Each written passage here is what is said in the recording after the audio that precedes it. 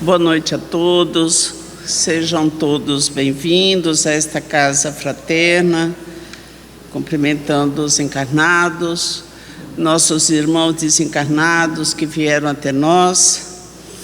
Meu nome é Mazarello e eu rogo a Jesus que nos inspire e nos envolva nesse momento, para que nós possamos aurir, receber a inspiração necessária, mas também guardar o ensinamento. Quando o evangelista Mateus registrou no capítulo 5, versículo de 3 a 10, a maior declaração de amor, de felicidade, de plenitude a todos nós, seres humanos, nós pensávamos que ali seria de imediata aplicação, que nós já receberíamos as bem-aventuranças como um título para nós levarmos para casa. Mas a gente aprende que esse mais sublime estatuto, ele contém possibilidades, vejam bem, possibilidades de plenitude ao alcance de todos nós, encarnados e desencarnados. Como se lê, são 8 as bem-aventuranças, né? Nós podemos ler, buscar, e isso foi dito no início com a nossa irmã Luzia, a respeito da nossa obrigação, do nosso dever de estudar, de sairmos daqui, chegar em casa, uma breve leitura, nós temos aí disponíveis alguns livros, ter a curiosidade de avançar no estudo, que em breves minutos e no percurso para casa se perde, né? Se perde. Então, esse hábito de estudar, para quê? Para ter o conhecimento, para ter o acesso ao todo o conteúdo que está grafado nas leis do Cristo. Então, nós vamos ver lá em Mateus as 8 aventuranças. Só para recordar, nós vamos, em poucos minutos, fazer uma leitura do que contém Mateus. Bem-aventurados aos pobres em espírito, porque deles é o reino dos céus. E por aí vai. Bem-aventurados os aflitos, porque eles serão consolados. Bem-aventurados os mansos, porque eles herdarão a terra. Bem-aventurados os misericordiosos, porque eles receberão misericórdia. Bem-aventurados os limpos de coração, porque eles verão a Deus. Bem-aventurados os pacificadores, porque eles serão chamados filhos de Deus. Bem-aventurados os perseguidos por causa da justiça, porque deles é o reino dos céus. Pois bem, Mahatma Gandhi, o pacificador indiano, já disse que se todos os livros alusivos ao Cristo se perdessem, se guardasse apenas e tão somente o Sermão da Montanha, todo o resto estaria a salvo da humanidade. Nós teríamos um conteúdo valiosíssimo. Pois bem, mas vamos estudar com muita acuidade, com muita capacidade de percepção em profundidade de cada palavra. Qual o fundamento da extensão, o alcance de cada uma dessas declarações que o Cristo proferiu? Se você pegar, por exemplo, aqui, bem-aventurados os limpos de coração, porque eles verão a Deus. Então, a gente já aprendeu, né, estudando ainda que um pouco ou muito, que no reino da sublimação espiritual, nenhuma lei é autoaplicável, Nada é de fácil aquisição no terreno da moralidade, dos valores eternos. Nada. É a suor e sangue. É a dores excruciantes. E não é uma vez só. Ninguém saberia dizer, a grosso modo, a quantas vezes estamos pisando nesse solo terreno. Ninguém saberia dizer em profundidade se essa é a primeira, é a segunda ou será a última encarnação até alcançar as vicissitudes inimagináveis da evolução humana. Ninguém. Quem estiver vendendo esse peixe aí, não acredito nisso. Não acredite nisso, por favor. São os verdadeiros charlatões que sempre existem, desde que mundo é mundo. Mas aí, então tá, nós temos aí a declaração das bem-aventuranças. Aí, eu pergunto, e eu vou ler porque de onde surgiu a pergunta, quais são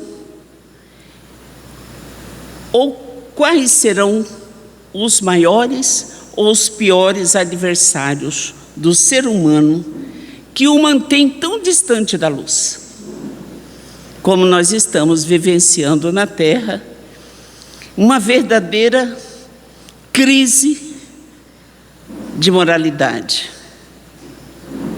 Crise de moralidade. Esse é um tema para outra palestra. Essa é uma janela que eu não vou abrir agora. Então, por que nós sofremos tanto? Né?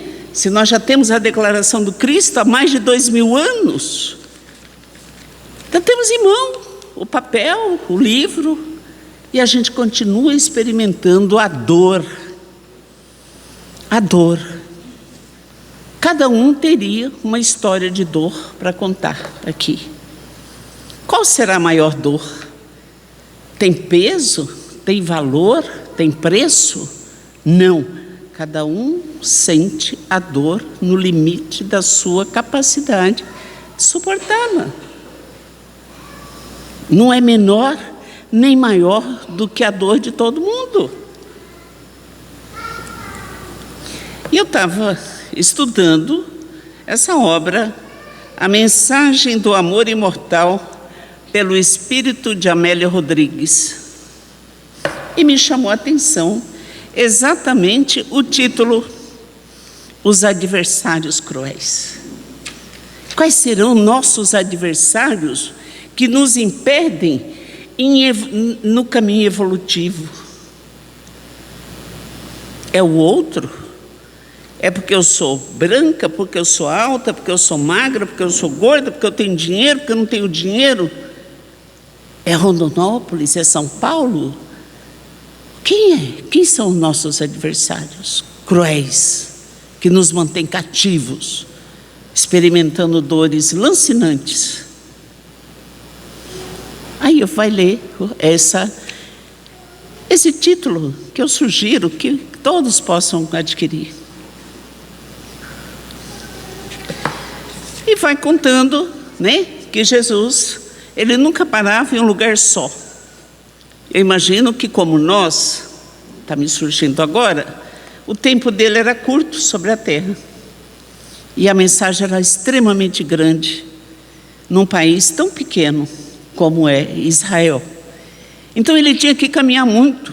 Ele não tinha WhatsApp, não tinha rede social, nem Instagram, né? Então o verbo dele precisava propagar. E ele sai do monte, onde acabou de ditar as bem-aventuranças, segundo Amélia Rodrigues, e ele vai para Cafarnaum, que é a cidade de Pedro. E ele chega até uma árvore no entardecer, quando alguém chega para ele e diz: chamo-me Bartolomeu Bar Eleazar, e resido em Dalmanuta, pequena cidade que se localiza também às margens desse mar. Esse mar, na verdade, é o Lago de Genezaré. Por ser tão grande, ele é conhecido como mar, mas é de água doce. Ele é de água doce. De largura, ele dá 12 quilômetros de extensão. É o Lago de Genezaré. Vale a pena conhecê-lo ainda pelo YouTube. Caminhar por ali, por onde Jesus passou. E Bartolomeu Eleazar silencia diante da presença de Jesus com timidez, como faria qualquer um de nós aqui. Imagina Jesus sentado ali, como é que eu vou? Nem como é que eu vou até ele? Ô senhor, eu tenho uma pergunta aqui para fazer para o senhor. Então fala, menina, desembucha, né? Aí Bartolomeu silencia e pergunta para ele: ouvi falar da vossa missão no monte, quando estabeleceste os paradigmas de ordem moral para a conquista do reino eterno. Não posso negar que jamais ouvi alguém dizer o que disseste, falar como falastes. Sou cultor de belas letras clássicas e das tradições de Israel, trabalhando-me para compreender a finalidade existencial da vida. Olha que profundidade. Cultiva as belas artes, mas ao mesmo tempo estava cultivando a finalidade da existência humana. Continuou Bartolomeu para Jesus: ninguém, porém, me penetrou tão profundamente o ser como vós o fizeste. Falou para Jesus. Continuo ouvindo sem parar o vosso verbo, brando e sábio, cantando-me na acústica da alma e delineando-me roteiros fascinantes. E aí, Bartolomeu fica meio desconfortável, né? E a expressão de ternura de Jesus, como sempre, ele continuou e disse para Jesus: atormento-me procurando identificar quais são os piores adversários do ser humano. Tenho agora o estatuto de conduta, as bem-aventuranças que eu me referi, conforme apresentado em vosso discurso no Sermão do Monte. Onde, pergunta Bartolomeu para Jesus, onde se travará a terrível batalha contra esses inimigos e quais as armas de que poderemos dispor para a luta? Que pergunta fantástica! Onde que estão os inimigos e quais as armas que eu tenho que usar para combater esses inimigos? Jesus docemente disse a ele: Bartolomeu, rogo ao Pai que te abençoe as conquistas e as expectativas que acalentas. Interrogas quais são os maiores e mais perversos adversários do ser humano e como, onde combatê-los? Eu te direi que todos eles se encontram no imo do ser, no imo do ser, dentro de você, e trabalham ali pela sua infelicidade. Então guardemos essa lição. Se cada um veio aqui pela primeira, pela 10ª vez, achando que vai se livrar dos perseguidores, dos inimigos, fora, vai voltar com eles, porque eles estão dentro da gente. E continua Jesus: todos os indivíduos apontam-nos fora deles mesmos, porque supondo que as aflições que produzem vêm do exterior de outras pessoas e por consequência tornam-se inamistosos, rebeldes, vingativos. Isso ocorre, porém, porque virgem está nas paisagens da alma esses insaciáveis perturbadores da paz e de todos os seres humanos. escondendo-se e mascarando-se, mudam de atitude e a forma de crueldade, permanecendo inatingidos no seu reino secreto, que é o coração. O sentimento. Quando se refere a coração, não é o órgão, o músculo, mas é o sentimento. Continua Jesus. Guardem bem, vão anotando aí, como a gente faz quando estava na escola, né? Vai anotando aí. O mais impiedoso desses inimigos, entre todos, é o egoísmo. Monstro devorador das alegrias alheias, que termina por autodestruir-se também, quando já tem a quem se impor. É o responsável pela existência de todos os demais inimigos que lhe fazem corte. O mais grave é o egoísmo. Aí vem os outros. E aí vai apontando Jesus, segundo ditou a benfeitora para Divaldo Franco, que desencarnou esta noite. Logo depois do egoísmo, apresenta-se voluptuoso, com privilégios e honrarias que não se fazem justificáveis. Da mesma forma, a arrogância que humilha os demais e se considera digna de destaque, constitui arbitrário déspota que espalha desditas, ou seja, infelicidades e sofrimentos contínuos. Vamos lá, tem mais. E cada um vai se enquadrando, né? Inclusive eu, porque quando a gente fala, quem vai se colocando dentro da lição é a gente mesmo. Nós também estamos em estágio de aprendizado. Vamos lá, simultaneamente, outro inimigo cruel, os apegos doentios a pessoas, principalmente aqueles que convivem conosco e aqueles que partiram, nossos filhos. Pessoas e coisas, propiciando a avareza, amealhar tudo quanto é possível de reter, em detrimento dos demais, esmagados como se encontram pelas necessidades prementes.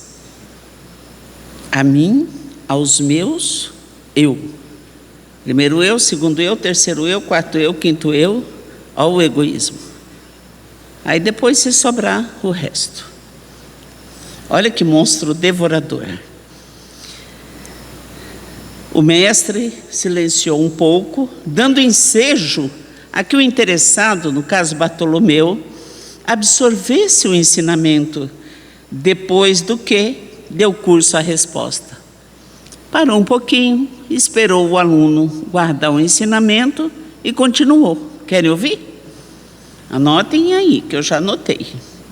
A inveja, a maledicência, o ódio, o ciúme, a ambição desmedida, o ressentimento são tiranos da alma, que impedem o avanço do ser pela estrada da evolução, gerando tormentos inomináveis.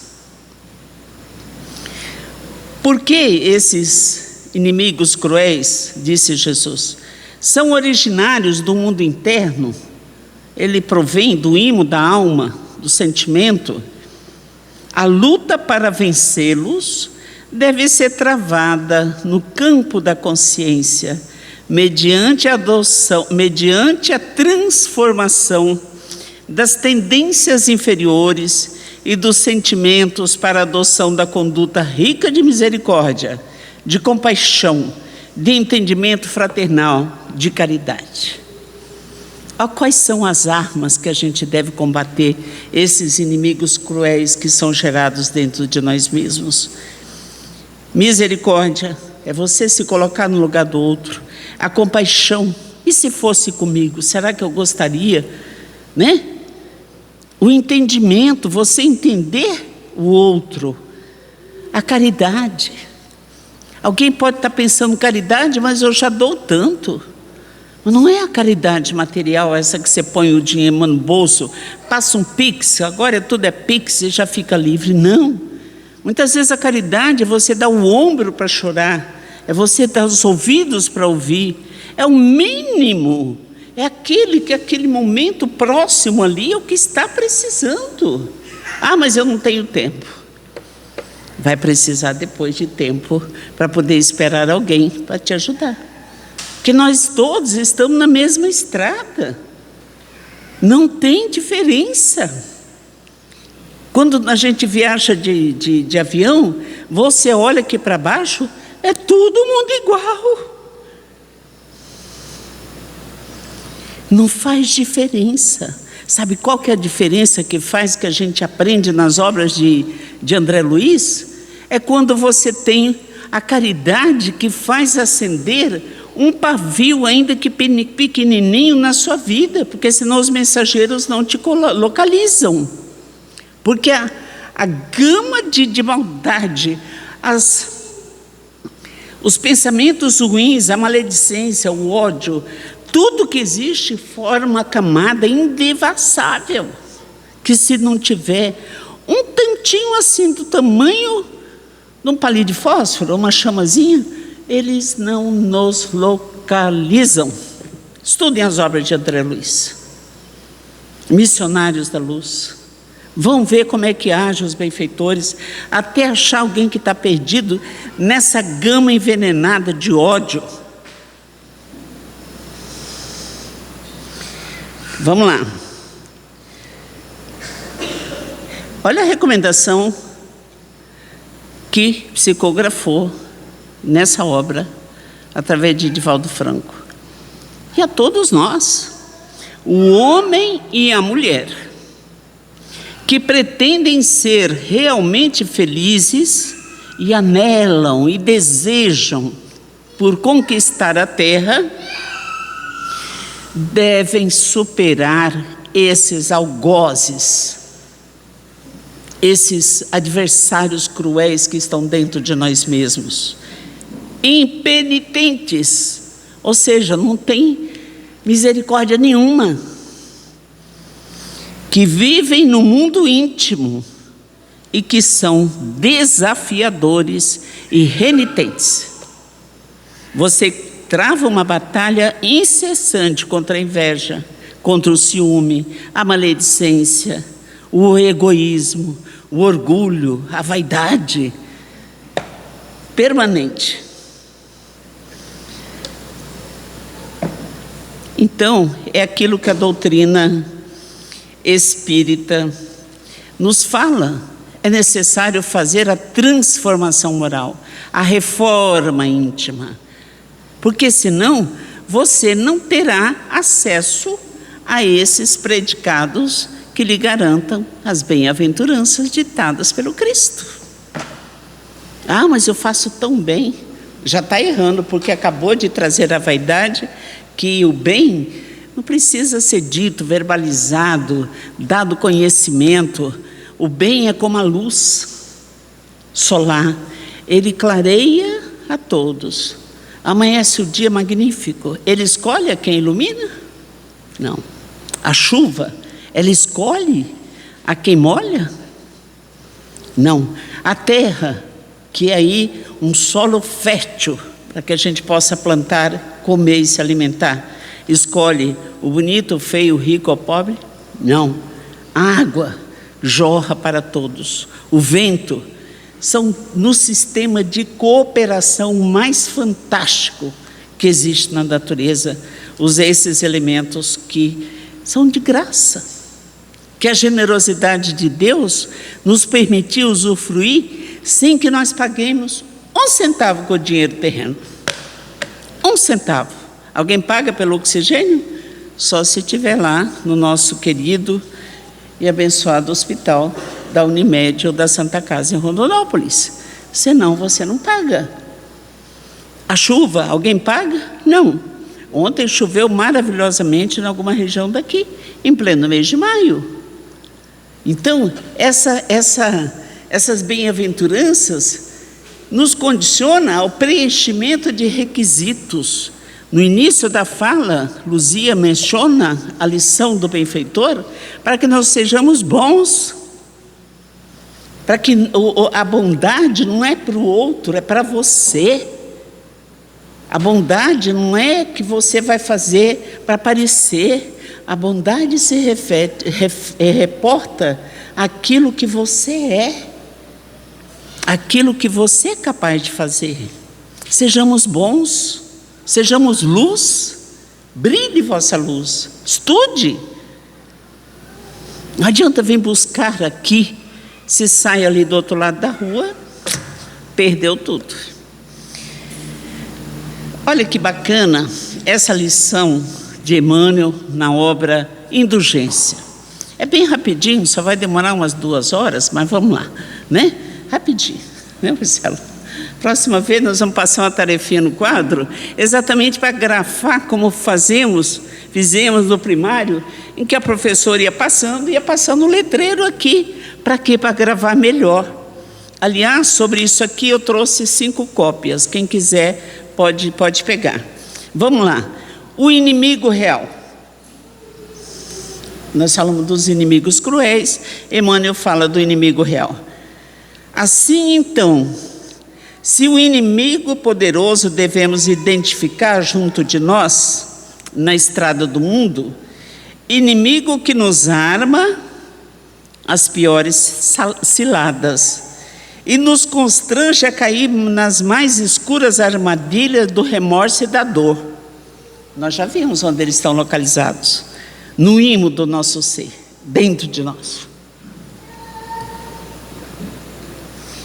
Esse é o nosso próprio eu, diz Emmanuel, adversário terrível de nossa verdadeira felicidade.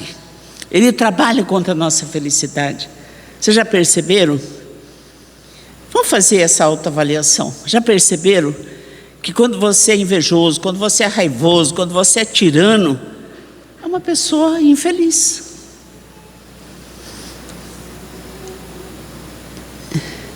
Ele está, esse adversário, imantado à concha de sombras em que se refugia sob as paredes da indiferença. Está lá, grudadinho, imantado. Toda vez que falo imantado, eu lembro do nosso irmão Sali. Está imantado, está jungido, está ali, ó, concha embaixo de concha, guardadinho. Parece que quanto mais a gente trabalha contra ele, mais ele é como a doença autoimune, ela vai mudando de lugar, não é assim? Hoje eu tenho inveja do sapato do Sari, amanhã eu tenho da camisa, amanhã eu tenho do jeito dele andar, e aquilo vai ficando imantado. E toda vez que eu ver o meu irmão Sari, eu vou ficar com inveja dele, porque ele é mais bonito, porque ele fala melhor. Ô Sônia, me desculpe, já foi. Combatamos a nós mesmos cada dia, em nome do bem que abraçamos. O combate é conosco mesmo. Não vale afirmar sem exemplo, nem sonhar sem trabalho. Adquirir conhecimentos superiores para adorá-los com o incenso. Olha só, saber toda a biblioteca, ler todos os livros, para adorá-los com nosso incenso, de nosso personalismo, é transformar a vida em êxtase delituoso, quando a terra nos pede rendimento de esforço para a obra do bem infinito. Não basta ler, conhecer todos os países da terra, nem ler todos os livros, se só está criando um adorno, um verniz do meu egoísmo, sendo que a minha presença na terra só tem uma finalidade: o esforço pessoal para a obra do bem infinito, sem o qual é melhor sair daqui analfabeto das letras, mas melhor em fraternidade, em caridade, em benevolência. Nós temos o exemplo, né? Nosso querido Chico Xavier, semi-analfabeto. O próprio Cristo pisou na terra, nunca pisou o pé numa escola. Não tem registro de que ele tenha pego um lápis. No entanto, finaliza Emmanuel dizendo: guerreemos o inimigo que se oculta, armado de astúcias mil, na fortaleza de nossa animalidade multissecular. Ou seja, somos espíritos milenares. Leia uma lição de Militão Pacheco, que eu recomendo, ditada Chico Xavier, quando ele fala, o Espiritismo pergunta, e ele começa exatamente assim: somos espíritos milenares. Essa é uma lição para outro dia. Guerreemos o inimigo que se oculta armado de astúcias mil, na fortaleza de nossa animalidade multissecular, dando caça às suas manifestações de inferioridade com os dissolventes. Como que nós vamos combater? Com os dissolventes da compreensão, do trabalho, da bondade e do amor, asfixiando-lhe. É com isso que nós vamos asfixiar o ignominioso, ou seja, o perverso comando que tantas vezes nos tem arrojado, nos tem jogado aos despenhadeiros do crime, das reparações dolorosas, e ouçamos nas torres de nossa alma a voz do Cristo, o único mentor capaz de conduzir-nos à bênção íntima da imperecível libertação. Segue-me, como disse Jesus, simples, segue-me. Essa é a lição. Se ainda ficou alguma dúvida de como fazer para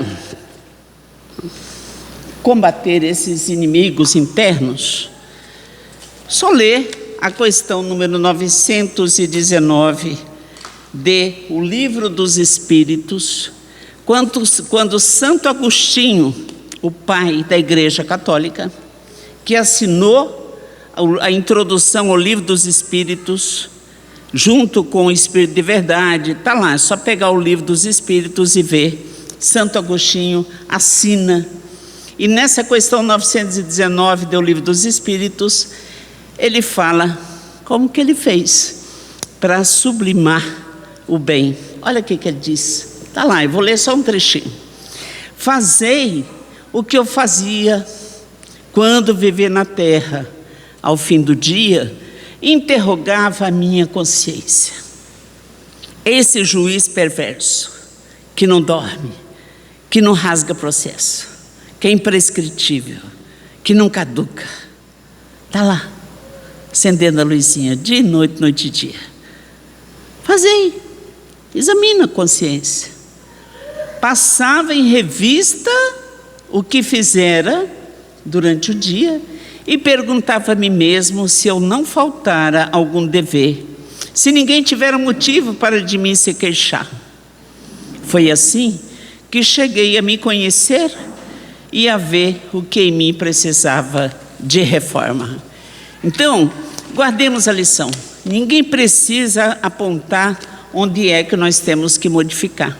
A nossa própria consciência, que é esse juiz incorruptível, que é a presença de Deus em nós.